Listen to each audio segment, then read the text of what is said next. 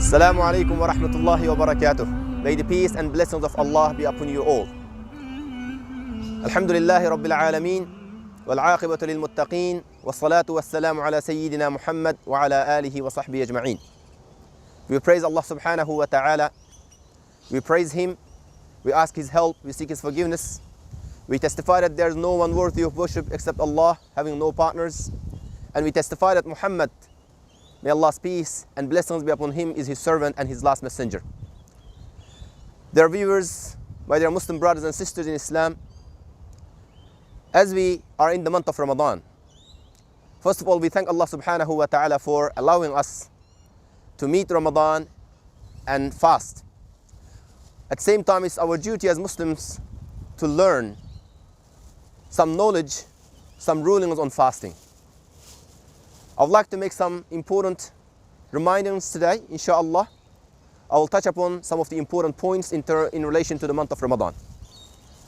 The first point would be about what is the importance of Ramadan? Why do we fast? Allah subhanahu wa ta'ala has said in the Quran, يا أيها الذين آمنوا كتب عليكم الصيام كما كتب على الذين من قبلكم لعلكم تتقون. O you who believe, fasting is decreed upon you, as it has been decreed upon the people before you, so that you can reach to piety.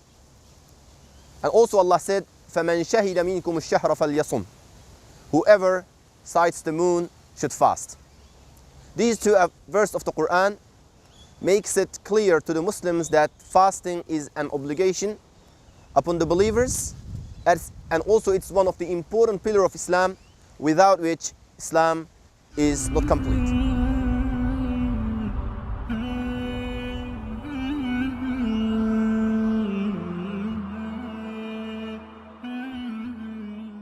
When we recite this verse and we reflect on the meaning of the verse, we learn three important points.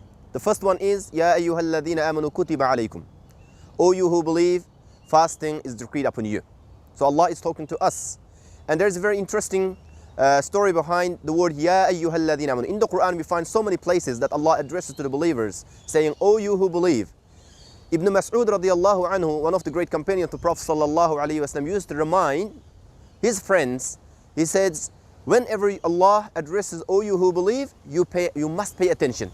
Because Allah subhanahu wa ta'ala is either going to order you to do something, or He's going to warn you from something.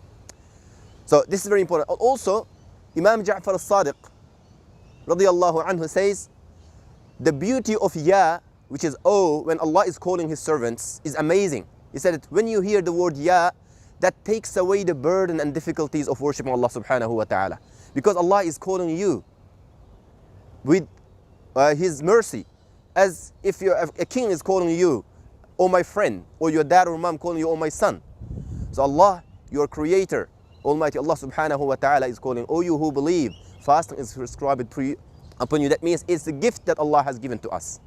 Second one is that Allah has prescribed this responsibility, this obligation onto the people before us as well. And Sharia wise, in Islamic law, it's the same thing, that the people before us used to fast like we did. But why Allah subhanahu wa ta'ala specifically mentioned this ummah here? Because the previous ummah could not abide by their responsibilities to fast. And it's narrated, which is mentioned in Tabarani mentions that in his book, says that the previous people, when they used to fast, they used to change the timing.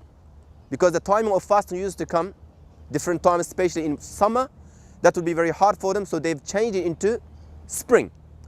And it used to be 30 days. So the king of that time said, okay, since we changed the time, let's add some extra days to compensate for our mistakes. So he added 10 days. So it became 40. And then one king later came and he became sick. And he said, if Allah cures me, I will fast 7 days for him. So Allah cured him and he fasted 7 days. And another king came and said, I will add 3. So it used to be 50. This is one of the narrations recorded in the books. But Allah subhanahu wa ta'ala has given it 30 days as a gift, as a blessing. And the purpose for that is so that we can achieve piety with Allah subhanahu wa ta'ala. So dear Muslims and their friends and their viewers, From this verse, we understand clearly that why we fast. We fast because we want to prove to our God Almighty Allah that we are His obedient servants.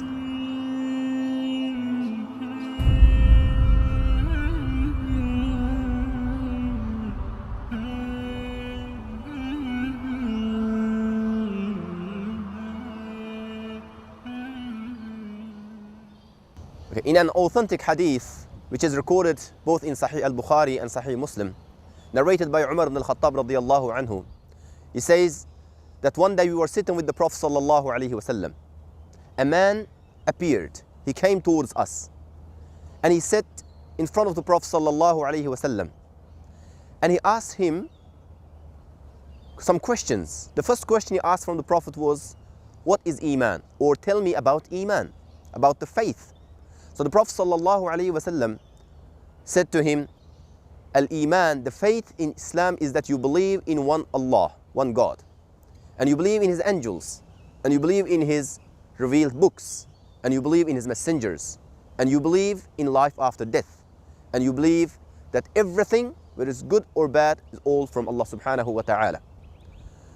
And then this man thanked Prophet sallallahu alaihi wasallam, and he said, "You said the truth." He affirmed his answer, and then he asked, "Tell me about Islam."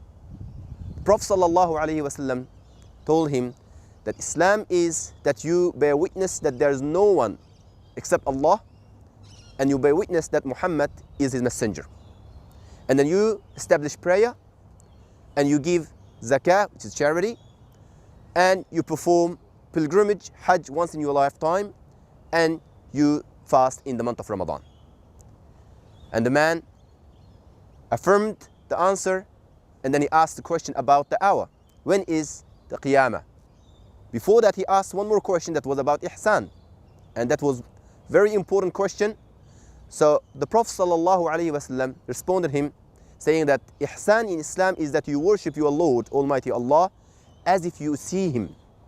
And if you don't see Him, always remember that Allah is watching you. Allah knows what you are doing. And then the man asked about the hour. The Prophet said, "I don't have the knowledge about it. You don't know the answer, neither me." And then this man left. The Prophet ﷺ then asked his companion Umar, "Do you know who was the man?" So he said, "Allah and His Rasul know." So the Prophet ﷺ said, "He was Jibreel. He was angel. He came to you to teach you your religion." So in this hadith, in this story, we learn that fasting was one of the important pillars of Islam, and it's one of the 5 pillars of Islam. Without it, Islam is not complete. And then scholars use this hadith and other ahadith of the Prophet ﷺ to prove that fasting is an obligatory deed in Islam that every Muslim should abide by. And all the scholars agree unanimously, which we call that is the third category of proof in Islam: Quran, the Sunnah, and the third one is ijma', consensus among the scholars. All the Muslim scholars agree that fasting is fard, compulsory on every Muslim.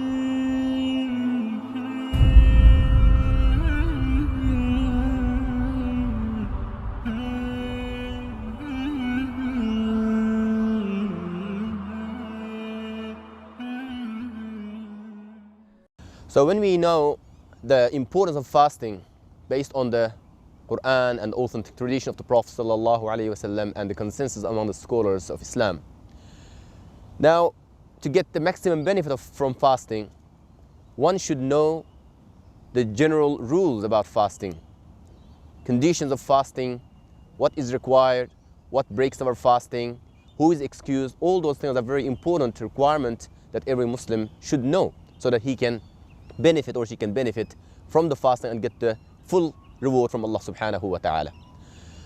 So the fasting is actually about abstaining from certain things from certain time to certain time. So first one, any worship that we do to Allah subhanahu wa ta'ala, the first condition is that requires the intention. We should have the right intention that we do it for the sake of Allah subhanahu wa ta'ala. And once we have the intention right, then the action comes. The action of fasting is one should stop or abstain from eating and from drinking and from sexual intercourse from dawn until sunset. And also one should avoid from all indecent actions or bad manners throughout his day, and he should spend his day with the remembrance of Allah subhanahu wa ta'ala, with the recitation of the Quran, performing his duties to Allah subhanahu wa ta'ala. But there are some other rules, the conditions. Who should fast? This is the question many people ask. Who is to fast? In Islam, there are 5 conditions or 6 conditions, according to scholars, that should be fulfilled so that one can perform his fasting. The first condition is one should be a Muslim. One should be a Muslim. That means Muslims cannot request or ask non-Muslim to fast. But it's the duty of everyone that Allah created. But one who does not fast because he is not a believer, when he meets his Lord on the day of judgment, he will have to face the consequence of not fasting. But this action to be accepted by Allah subhanahu wa ta'ala, one has to be the one who testified, who bear witness to Allah subhanahu wa ta'ala that he is only one, and he also accepted Prophet sallallahu alayhi wa sallam as the last messenger. Second one is that he should reach the age of puberty, which is important. Before the age of puberty, one is not obliged to do his duties to Allah because he is considered to be young or minor. The signs of reaching age of puberty, according to the age, is set as 15 years old, but it could be before that if any of the signs of puberty is shown or appears in one. For example, the voice of the young child, male child changing, or having growing hair around pubic area or under armpit, and for the females having menstruation or period. So these are the general requirements. The third condition is the person should be sane, not mentally ill. Number 4, the person should be able physically to perform fasting. So it means if he is very sick or he is unable due to his weakness, then he is not obliged to fast. And the 5th one is that he should be settled, he should be local, that he is not traveling, he is not on journey. So whoever has these 5 conditions are fulfilled, then he must or she must fast the month of Ramadan because it becomes fard and obligatory upon him. Now, when we understand the importance of the condition of fasting, we also need to look at the things which could destroy or break our fasting. There are certain things which breaks our fasting. For example, eating or drinking on purpose, knowingly that he is fasting and he knows that eating and drinking is going to break his fast. He eats, then his fast will be nullified. That means if someone eats out of forgetfulness or drinks water out of forgetfulness, then his fasting is still okay as soon as he remembers, he stops the eating and drinking and continues his fasting. And also, anything goes into the body as an energy, or whether it goes through the mouth, through the nose, or through an injection, and a glucose type, which adds strength and energy to the body, also breaks the fast. And the third one is any indecent actions. Sexual intercourse, which is clearly banned or prohibited during the fasting. Husband and wife should stay away from each other. And if anyone breaks their fast by going against this rule, then the consequence is very severe. Then they have to compensate, make up for this one day by fasting 60 consecutive days. So a Muslim, male and female, should be very, very careful and cautious about breaking any of the fasting. And the third important point is there are some types of people who are excused from that, exempted from fasting. And there are 2 types. One is based, as Allah subhanahu wa ta'ala mentioned in the Quran, in the same verse that we have recited at the beginning, لَعَلَّكُمْ تَتَّقُونَ. After that, Allah says, أَيَّامًا مَعْدُودَةً. This fasting has been prescribed for certain days of the year. That means 30 days or 29 days in the month of Ramadan. But Allah says, فَمَنْ كَانَ مِنْكُمْ مَرِيضًا أَوْ عَلَى سَفَرٍ. But if someone is sick or on journey, فَعِدَّةٌ مِّنْ أَيَّامٍ أُخَرٍ. Then they can fast in other days. That means if they cannot fast due to their sickness, and they cannot fast because they are on journey, traveling, in any hardship, then whatever the days they miss in the month of Ramadan, they have to make those days up after the month of Ramadan. And also this excuse is given to certain people who are having difficulty in fasting. For example, pregnant mother whose pregnancy makes it difficult for her to fast. She is excused from fasting, but whatever the days she missed, she has to make that up. And also a woman who gives birth. After that, when she breastfeeds, during breastfeeding, also she faces difficulty, then she's excused from fasting. But a woman who is in her period, menstruation period, and also after giving birth to the child, postnatal period, during that time fasting for them is prohibited. Whatever the days they miss during those times, then they have to make those days up. So these are some of the basic and general knowledge about the rulings of fasting that every Muslim should be aware. But at the same time, we should not suffice with this lesson or with this small talk, but we have to take some time, read on some books, ask the people who have knowledge, because Allah subhanahu wa ta'ala says, فَاسْأَلُوا أَهْلَ الذِّكْرِ إِن كُنْتُمْ لَا تَعْلَمُونَ. Ask those who have knowledge if you do not know.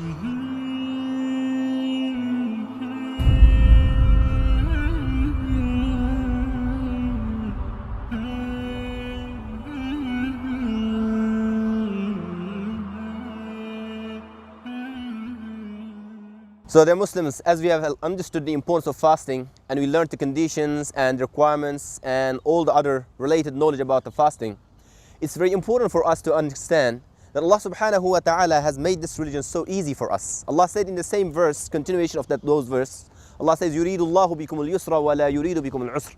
Allah wants ease for you. Allah doesn't want hardship for you.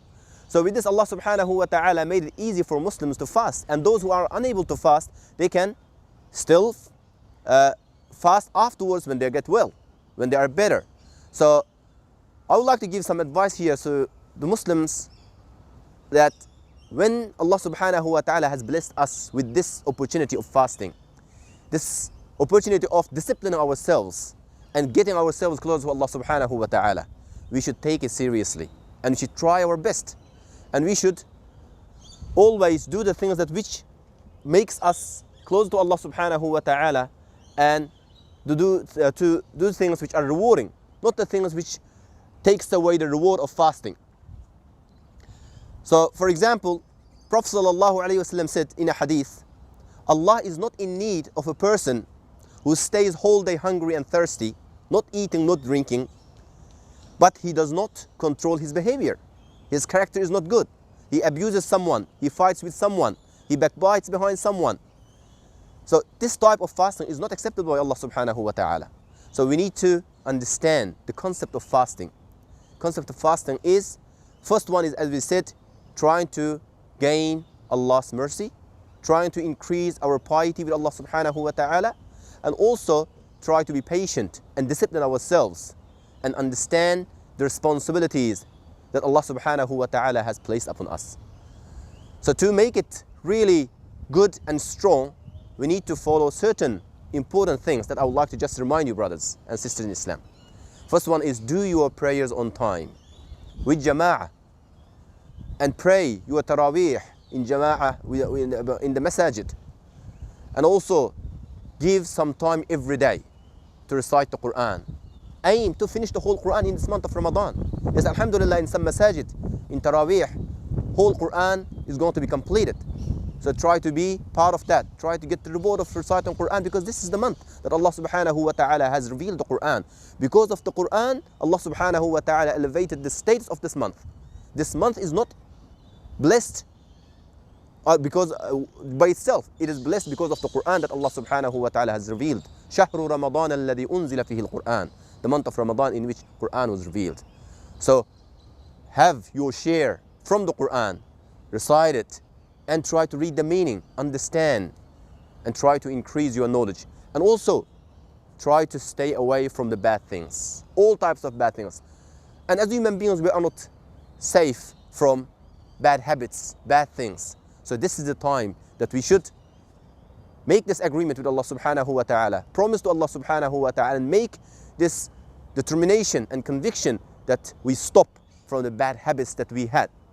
Because if a Muslim, if a person tries his best, Allah subhanahu wa ta'ala supports him. Allah subhanahu wa ta'ala helps him. We ask Allah subhanahu wa ta'ala to accept from all the Muslims who fast. And we ask Allah subhanahu wa ta'ala to make their fasting fruitful for them for this life and in the hereafter. Jazakumullahu khairan.